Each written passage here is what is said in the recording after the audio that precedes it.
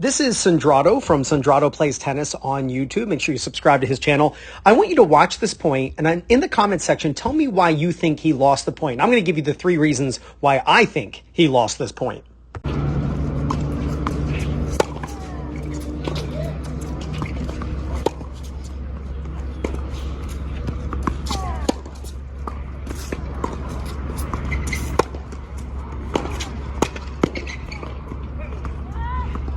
So I cut ahead to when Sandrato starts going forward, and let's look at the first mistake that Sandrato makes. And he already knows this, and he knows this after he watched this video, I'm sure. But Sandrato moves around his backhand to hit a forehand, but then he doesn't hit a better shot than he would have with his backhand. See, if you run around your backhand to hit a forehand, you need to hit a shot that is better than you would have with your backhand, because you've just moved yourself off to one side of the court, leaving the other side open, and there was really no need if you could have just hit a backhand and hit that same shot. So he moves around this ball, and I would have loved if he just hit this ball inside out, got Robert, running off the court with the backhand. Maybe Robert pops it up. Sandrato can hit an overhead into the open court, or maybe wrong foot him as he's going back into the center. But he ends up hitting the ball too much right down the middle of the court, right back to Robert, and he doesn't get Robert in trouble. So very simple. If you're going to move around your backhand to hit a forehand, you better hit a shot that hurts the opponent, and it needs to be a better shot than it would have if you hit a backhand. All right. Number 2, Sandrato split steps late. There's a very specific timing to the split step. Every time your opponent hits the ball, it doesn't matter if it's a return of serve, you're at the net, you're playing doubles, singles, you're behind the baseline, you're rallying, going to the net. It literally doesn't matter. The split step timing is the same. You want to split step between 0.2 and 0.25 seconds after the opponent strikes the ball. That's when you should land your split step. So let's go ahead here. Let's see when Robert's hitting the ball, which is right now. That's when Robert's hitting the ball. So we put the timer down, and when does the split step occur? Right there. And really, it's this right foot that we're paying attention to. When that foot hits the ground, that's what's allowing Sandrato to change direction. You can see Sandrato's going this way, and all of a sudden he makes this move. And that's that right foot hitting the ground that then allows him to change direction. That foot is hitting the ground at 0.35, 0.36 seconds. Way too late.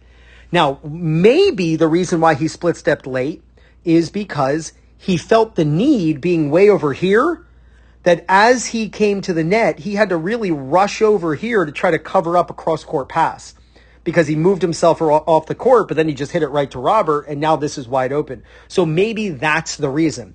But Sandrato comes forward, and then the split step is late, and that's going to make him late to any ball, a lob that goes over his head, a ball at his feet, whatever.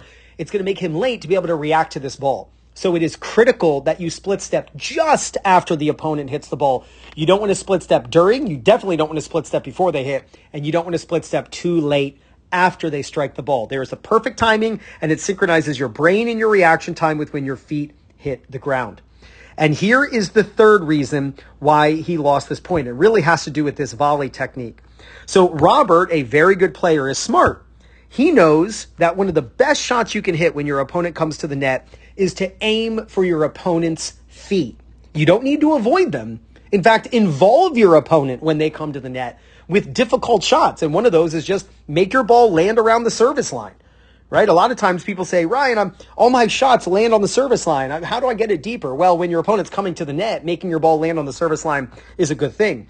But I want you to watch the volley technique that Sandrato uses. And Sandrato, this is really going to help you. Sandrato, the ball is coming to your left foot. But watch the technique that you use with your racket. Your racket goes up first and then goes down. Watch your racket go up, then down. And it makes you late. And then you end up kind of slamming your racket against the ground. Watch this again. Watch your racket go up. Look at your racket going up. It's almost, if you didn't know better, you would actually think that this ball was going to be a high volley.